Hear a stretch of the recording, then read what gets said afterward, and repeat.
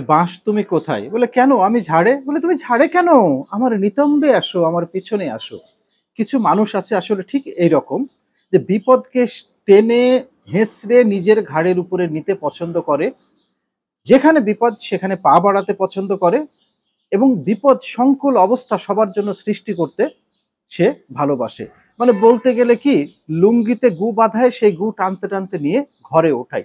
সেই অবস্থাটাই বোধহয় আমাদের হতে যাচ্ছে। নিজের দেশের মধ্যে আমাদের এত সমস্যা, নানাবিধ সমস্যায় জর্জরিত আমার দেশ, সেই সমস্যা সমাধানের কোনো কার্যকরী উদ্যোগ নেই।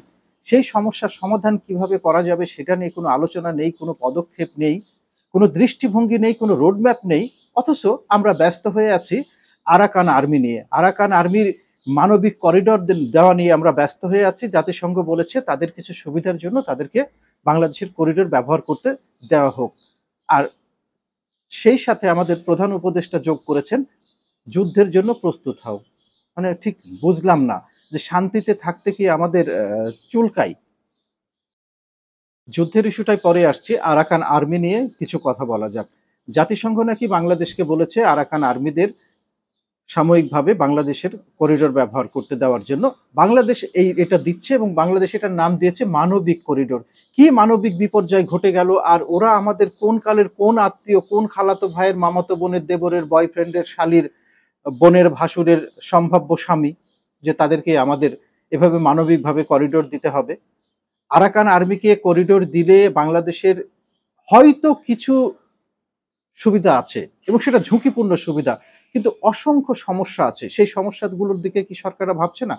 আমরা সাধারণ মানুষ, আমজনতা, আমরা যদি সমস্যাকে ভাবতে পারি, তাহলে সরকারের যারা উপর মহলে আছেন, সরকার যারা চালাচ্ছেন, যাদের বুদ্ধির ভার অনেক বেশি, তারা কি এটা বুঝতে পারছেন না যে আরাকান আর্মিকে করিডোর দিলে বাংলাদেশের জন্য কি, কি সমস্যা নতুন করে সৃষ্টি হতে পারে?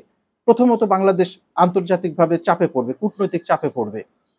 যে মায়ানমার, ওখানে সামরিক জান্তা শাসন করছে জন্য যে মায়ানমারের পৃথিবীতে কোনো তাদের বন্ধু নেই, পৃথিবীতে কোথাও কোনো তারা বিচার পাবে না বা পৃথিবীর কোথাও তাদের যাবার জায়গা নেই তা তো নয়। বাংলাদেশ যখনই আরাকান আর্মিকে করিডোর দিবে বা কোনো সহযোগিতা দেওয়ার চেষ্টা করবে, তখনই কিন্তু মায়ানমার আন্তর্জাতিক মহলের কাছে তাদের সাহায্যের আবেদন করবে এবং আন্তর্জাতিক চাপ বাংলাদেশের উপরে তৈরি হতে পারে। একইভাবে মায়ানমারের সাথে একটি বিরূপ সম্পর্ক আমাদের তৈরি হয়ে যাবে। আজকে যদি আরাকান আর্মি এদিকে স্বাধীন করে নেয়, ভালো কথা। যদি না করে, অর্থাৎ জান্তা সরকার যদি আরাকান আর্মিকে হটিয়ে দিয়ে পুরো দেশ আবার আগের মতো করতে পারে, তাহলে প্রতিবেশী দেশের সাথে আমাদের একটা বৈরী সম্পর্ক চিরতরে তৈরি হয়ে যাবে। সামরিক শক্তির দিক থেকে কিন্তু মায়ানমার আমাদের চেয়ে অনেক আগানো, অনেক অনেক শক্তিশালী। মায়ানমার যদি ইচ্ছে করে আমাদের সাথে যুদ্ধে লিপ্ত হতে এবং জয়ী হতে, সেটা তারা পারবে। এবং আমাদের মনে হয় না যে পুরোটা নিয়ে তাদের মাথা ব্যথা আছে। তাদের মাথা ব্যথা আছে বঙ্গোপসাগর নিয়ে। বঙ্গোপসাগর একটি বড় স্ট্র্যাটেজিক এরিয়া দুই দেশের জন্য। তো এইভাবে যদি মানে ঝামেলা করতে গিয়ে বঙ্গোপসাগরটাকে মায়ানমার একদিন নিয়ে নেয়, আবার বাদ দিলাম মায়ানমার থেকে আরাকান আর্মি স্বাধীন নিয়ে আরাকান রাখাইন নতুন রাজ্য গঠন করবে, তারাই যে একদিন এই কাজ করবে না তা কে জানে। তারা অস্ত্র নিয়ে এদিকে ঢুকছে, মাদক নিয়ে এদিকে ঢুকছে, তো সীমান্ত এলাকা এবং অস্ত্র এবং মাদক, এটা একটা বেকায়দা অবস্থা ধারণ করতে পারে। আমরা এর আগে দেখেছি যে ইয়াবা সহ বিভিন্ন ধরনের মাদক কোন দিক দিয়ে আসে, টেকনাফ দিয়ে আসে এবং এই রোহিঙ্গারা এই মাদক চোরাচালানের সাথে প্রত্যক্ষভাবে জড়িত ছিল। আর যারা অস্ত্র হাতে যুদ্ধ করছে তারা মাদক নিয়ে আসলে বা মাদকের এখানে বিজনেস খুলে ফেললে খুব বেশি ঠেকানোর মতো সাহস, শক্তি অন্যদের থাকবে না। মাদক, অস্ত্র এর লেনদেন বেচাকেনা যেমন বেড়ে যেতে পারে, তেমনি স্থানীয় আইন শৃঙ্খলা পরিস্থিতিরও অবনতি হতে পারে। তারা অস্ত্রসহ এসে যদি এই অঞ্চলে ডাকাতি করে এবং ডাকাতি করে উঠে যায়, তখন কি করা যাবে? একসময় তো এই ধরনের ঘটনা তারা ঘটিয়েছিল বাংলাদেশে। সে গল্প কি ভুলে গেছেন? আর কটা দিন সবুর করো, রসুন বুনেছি। আবার কি আমাদের এদের দিয়ে রসুন বোনানো হবে? এছাড়াও অর্থনৈতিকভাবেও আমরা নানান ধরনের ঝুঁকিপূর্ণ অবস্থার মধ্যে পড়ে যেতে পারি, যে তারা বাংলাদেশকে বিভিন্ন দেশ আইডেন্টিফাই করতে পারে যে এটা জঙ্গিবাদের মদদ দিচ্ছে, সুতরাং বাংলাদেশের সাথে বিভিন্ন ধরনের সম্পর্ক ছেদ করতে হবে। তো এই ধরনের ট্যাগ গুলো যদি আমাদের ঘাড়ের উপরে লেগে যায় আরাকান আর্মিকে করিডোর দেওয়ার পরে, সেটা কি বাংলাদেশের জন্য ভালো হবে? তাছাড়া সব মিলিয়ে একটা অভ্যন্তরীণ যে নিরাপত্তার ইস্যু আছে, স্বাধীনতা এবং সার্বভৌমত্বের ইস্যু আছে, সেইগুলো তো বিপন্ন হতে পারে। আমরা স্বাধীনতা, সার্বভৌমত্বের কথা কি শুধু ভারত পাকিস্তানের আলোচনা আসলেই শুধু মনে রাখি? অন্যদের ক্ষেত্রে আমাদের মনে রাখার কিছু নেই? এই মায়ানমার থেকে যদি আরাকান আর্মি স্বাধীন হতে পারে, তা আরাকান আর্মি কেন চিটাগাং থেকে এই পার্বত্য অঞ্চলকে তারা আলাদা করে নিতে পারবে না? এবং এখানে যদি অন্য কোনো দেশ ইন্ধন যোগায়, তখন আপনারা কি দিয়ে ঠেকাবেন? কত শক্তি আছে আপনাদের? আমরা বুঝতে পারছি না যে আমরা সেধে কেন এই ধরনের ঝামেলার মধ্যে জড়াচ্ছি। আরাকান আর্মিকে করিডোর দিলে আমাদের কি লাভ? বস্তুতপক্ষে কোনো লাভ দেখছি না। হয়তো একটু লাভ হতে পারে পরবর্তীতে, যে মানে ভৌগোলিক সীমারেখা নিয়ে এক ধরনের সমঝোতা হতে পারে। পিসফুল সমঝোতা, মায়ানমারের সাথে ভৌগোলিক সীমারেখা নিয়ে কিছু ঝামেলা ছিল, সেটা হয়তো তাদের সাথে থাকবে না। এই এই অঞ্চল দিয়ে ড্রাগ এবং অস্ত্র পাচার বন্ধের জন্য কার্যকরী পদক্ষেপ গ্রহণ করা যেতে পারে। আবার যুদ্ধ বিধ্বস্ত দেশ, সেখানে কনস্ট্রাকশনের জন্য নতুন নতুন সুযোগ সৃষ্টি হবে, সেই সুযোগ বাংলাদেশ কাজে লাগাতে পারে। তবে সেই সম্ভাবনা খুবই ক্ষীণ। সেই সম্ভাবনা খুবই ক্ষীণ। কারণ তাদের ভাষা, কৃষ্টি, কালচার সবকিছু আমাদের থেকে সম্পূর্ণরূপে আলাদা। একসময় ঠিকই বাংলাদেশের লোক মায়ানমারে গিয়ে ব্যবসা করেছে, কিন্তু এখন মনে হয় না যে সেই দিন আর আছে।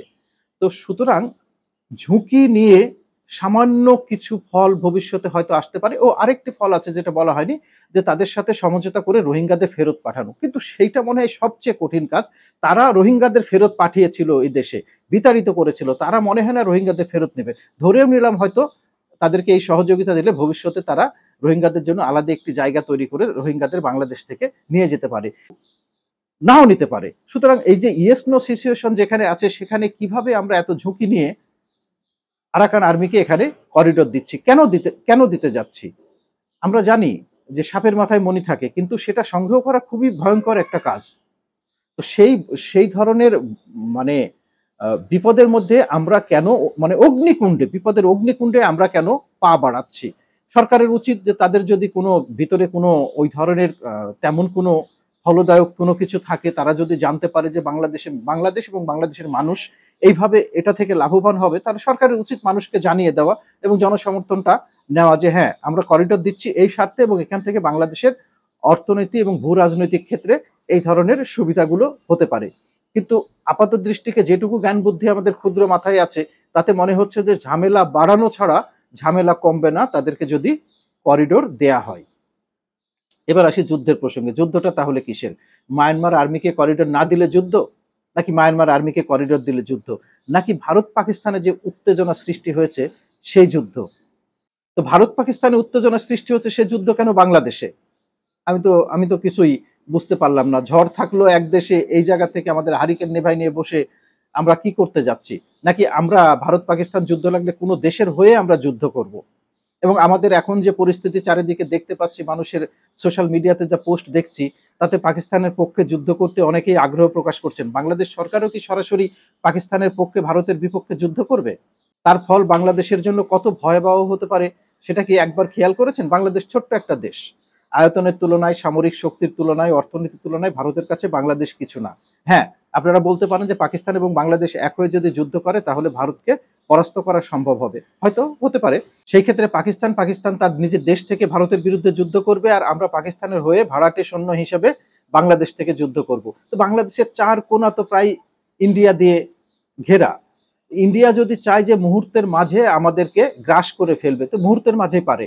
তো ইন্ডিয়ার বিপক্ষে যদি বাংলাদেশ যুদ্ধ করে, বাংলাদেশকে পরাস্ত করতে মনে হয় না ইন্ডিয়ার খুব বেশি সময় লাগবে, এবং মনে হয় না যে বাংলাদেশকে তারা আস্ত রাখবে। অর্থাৎ বাংলাদেশের জনগণকে সেভাবে না মারলে বাংলাদেশের যত ইনফ্রাস্ট্রাকচার আছে, স্থাপনা আছে, সেইগুলোকে তাদের গুড়িয়ে দিতে খুব বেশি একটা সময় লাগবে না। এবং এটাই যুদ্ধের নিয়ম। কয়েকটা যখন কাজ থাকে, সবচেয়ে কঠিন কাজটাকে শেষে করতে হয়। আর্মিতে যারা আইএসএসবি পরীক্ষা দিয়েছেন তারা জানেন যে সবচেয়ে শেষের যে কঠিন অংশটা, সেই অংশটাকে পার্টিসিপেন্টরা শেষে ট্রাই করে। যে কোনো কাজের ক্ষেত্রে যেটা আপনার সহজ হবে সেটাকে আগে করে ফেলা, এবং কঠিনটাকে পরে যাওয়া। পরীক্ষার ক্ষেত্রেও তাই, যেগুলো যে পারে সেগুলো সে আগে করে ফেলে, এবং যেটা তার জন্য কঠিন আছে সেটাকে শেষের দিকে আনসার করে। ভারত কিন্তু এই একই কাজ করবে। পাকিস্তানের সাথে ভারতের যুদ্ধ কঠিন। এখানে কে জয়লাভ করবে আমার জানা নেই। যে কোনো একজন করতে পারে, নাও করতে পারে, আবার থেমে যেতে পারে। কিন্তু বাংলাদেশের মতো একটি ছোট্ট দেশকে যদি ইন্ডিয়া মনে করে যে মুহূর্তের মাঝে চিরা চ্যাপ্টা করবে, এটা তাদের জন্য মামুলি ব্যাপার, এটা তাদের জন্য 1-2 এর ব্যাপার। তো আমরা কি, মানে পাকিস্তানের জন্য বাংলাদেশ সেনাবাহিনী যুদ্ধ করবে? আমার তো মনে হয় না যে দেশপ্রেমিক সেনাবাহিনী সেখানেও রাজি হবে। তাহলে যুদ্ধের ইস্যুটা কার সাথে কিভাবে আসছে? এই যুদ্ধ কোন যুদ্ধ? কার সাথে যুদ্ধ? সেটাও বোধহয় প্রধান উপদেষ্টার ক্লিয়ার করার দরকার। কারণ প্রধান উপদেষ্টা একদিন আগে যুদ্ধের কথা বলেছেন। তো সব মিলিয়ে আমাদের দেশের হাজারো সমস্যা যখন চারিদিকে মানে অক্টোপাসের মতো ডালপালা নাড়ছে, ঠিক সেই অবস্থায় আমরা কি এই দৃষ্টি সরানোর জন্য এই ধরনের কথাবার্তাগুলো বলছি? করিডোরের ইস্যু একবার বলছি, যুদ্ধের কথা একবার বলছি। তার মানে কি মূল জায়গা থেকে দৃষ্টি সরানোর জন্য দেশের মধ্যে যে হ্যাফহ্যাজার্ড অবস্থা হচ্ছে সেখান থেকে জনগণকে দৃষ্টি সরিয়ে অন্য ইস্যুতে মনোনিবেশ করানোর জন্য তারা কি এই কাজটি করছে? ছোট্ট একটা গল্প দিয়ে শেষ করি। রেল স্টেশনে ট্রেনের জন্য অপেক্ষা করছে একটা মেয়ে। মেয়েটাকে একা দেখে একটা ছেলে পাশে বসে তার গায়ে হাত দিয়েছে। মেয়েটা চিৎকার করে উঠল, "এই তুই আমার গায়ে হাত দিলি কেন? এই তুই আমার গায়ে হাত দিলি কেন?" ছেলেটা বলছে, "আপা ভুল হয়ে গেছে, আপা মাফ করে দেন, আপা মাফ করে দেন, আপা।" মেয়েটা কিন্তু কোনোভাবে চিৎকার থামাচ্ছে না। এর মাঝে আশেপাশের লোকজনের কানে গেছে, ২-১ জন লোক যখন আগাচ্ছে, তখন ছেলেটা বিপদ বুঝতে পেরে মেয়েটার গালে একটা থাপ্পড় মারে।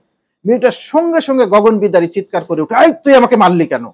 লোকজন এসে বলছে, "ভাই কি হয়েছে? কি হয়েছে? কি হয়েছে আপা? ও আপনাকে মারলো কেন? এই তুই আপাকে মারলি কেন?" ঘটনা কোথায় ছিল? ঘটনা চলে গেল চড় মারার দিকে। যৌন হয়রানি, সাময়িক অপমান, চড় মারার দিকে গেল। তো আমাদের কি সরকার সেই দিকে নিয়ে যাচ্ছে? বড় একটা ইস্যুকে ঢাকতে ছোট, ছোট বা অন্য দেশের ইস্যুগুলোকে সামনে এনে জনগণের দৃষ্টি অন্য খাতে সরানোর একটি সূক্ষ্ম খেলা চলছে? দর্শক আপনারা কি মনে করেন? আপনাদের কমেন্ট প্রত্যাশা করছি। দয়া করে আপনারা কমেন্ট করুন। ধন্যবাদ।